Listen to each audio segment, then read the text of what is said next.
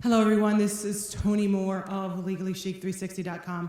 Just wanted to come in and have a conversation with you with regards to the crown and the fact that the crown is already yours.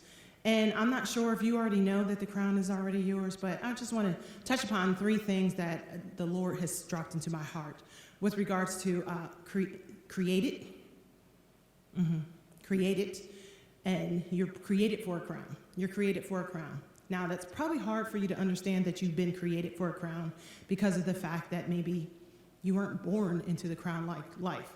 You didn't have a mom and daddy who was with you all the time. You didn't have somebody who educated you. Nobody who really picked you up and turned you around. Nobody who really said, God got something inside of you.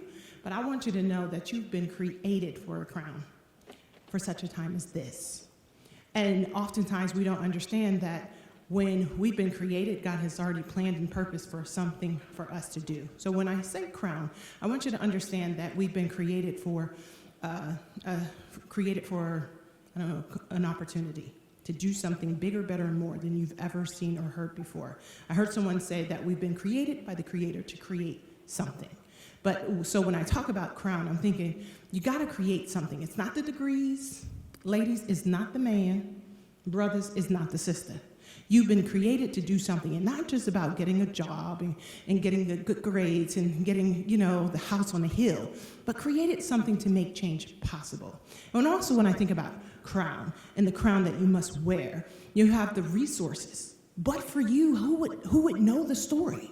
But for you, where would they go? But for you, how would a child be educated? See, you already know what the plans and purpose, you already know what the resources are inside of you. You already know some people can just take a word and make it into a song. Other people can make a song and take it into a poem. Other people can turn that word around and make it into a curriculum that is so resourceful that it will help someone to up level to the next level. But if you don't wear the crown, if you don't reclaim your crown, then guess what? The person who is supposed to get that resources would never get the resource, and they would just stay where they are. Also, with regards to the crown, I want you to know that you have to own the crown. See, I don't know about you, but, based on my upbringing, right? We were always told that we couldn't have the biggest piece of pie, and we couldn't have the biggest cupcake, and I didn't even have enough food to eat. So anytime I asked for something, we were told to sit down and shut up, and the big kids couldn't eat yet. I don't know about you. Sometimes everybody gets 3 square meals a day, and they get a chance to have a snack. No, not in my house. In my house, Mama sold our food stamps. And then we had to go to soup kitchen. And sometimes we had to go to the food bank. And sometimes we had to ask church members for a piece of bread. So when you have to own something, to know that it's yours, and some of us don't understand that the crown of righteousness, the crown of creativity, the crown of being who God created us to be, that's ours. You don't need to ask permission for it. It's already yours. And then with regards to workmanship, just say workmanship. I am made to do good work. You're fearfully and wonderfully made to do good work. So with the workmanship, that's the crown. Remember, we're talking about the creativity and the resources, and you got to own that thing, and you got to work that thing. What are you working towards? For me, 20 years as a lawyer, I was working towards a big mansion on a hill. I was working to get far, far, far, far away from poverty. But then when I got to where I thought I was supposed to be, had the van, had the car, had the shoes, had the pocketbook, had the debt. But we won't divulge all of that. But I got far, far away only to not have what I wanted. So I didn't work that plan. But when you understand that you have already been created for workmanship, bigger and better and more than you've ever seen or heard before. But you got to reclaim the crown because nobody can do your good works.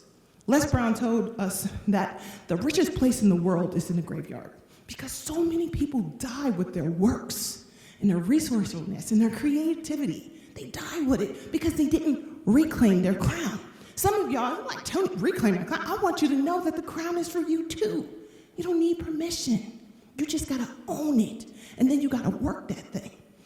More importantly, with the end, you got to negate the negativity because you are necessary. I don't care what anyone says. Whether you're a baby's mama, whether you're a high school dropout, whether or not that you started a law practice and you ended it, whether or not that you are just watching and waiting, you're necessary. that crown is yours. You can't just give your stuff away. In order for you to see better and greater days, you got to reclaim that crown. You got to own it in your heart. You got to see it in your head. Much like Esther, when you get to a certain place, you got to understand that God didn't let you get here just to stay here and be like, how you doing? I'm here. Hey, I got the big house. Hey, I got the purse. Hey, I got the shoes. No. We are standing on someone else's shoulders.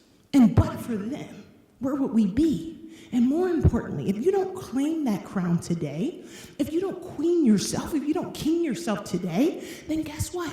No one's going to see the better days, because we are all who God wanted us to be. So own it. Create the life you want. Resource your resourcefulness. Own your power. Work your gifts. Negate the negativity and be the crown wearer so that you can be the ring bearer. Thank you so much for having me, and we'll talk soon.